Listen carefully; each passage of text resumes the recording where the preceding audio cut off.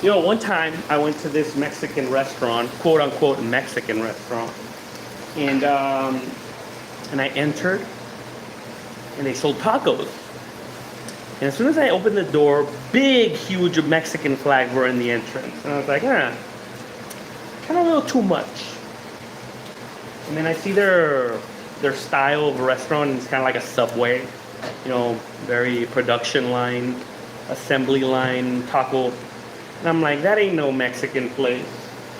And so, you know, I casually asked the people. There's only like 2 people working. I said, where are you guys from? And they say, El Salvador. And I'm like, well, maybe they just work here. And then I asked, are you guys the owners? He's like, yeah. And I'm like, oh.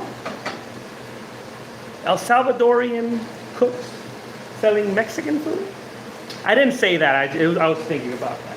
And I know I sound a little gatekeepy, you know. But you know, I opened my mind and I said, let's try these tacos. And I got 2 tacos, my usual steak and chicken, just to test it out. And they, you know, assembly line make these tacos in seconds. And I taste them with the sauce. And I'm getting somewhere, guys. I tasted the tacos. The tacos were soulless. They had no soul.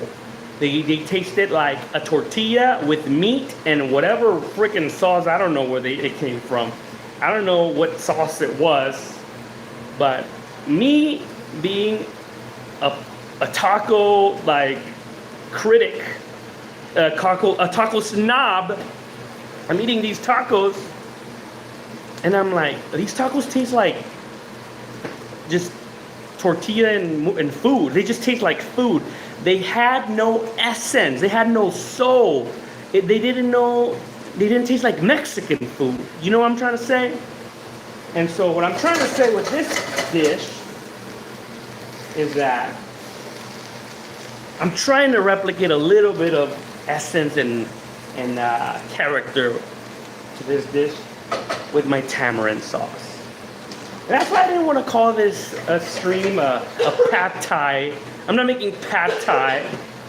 You know, I try to keep it vague by calling it a tamarind noodles.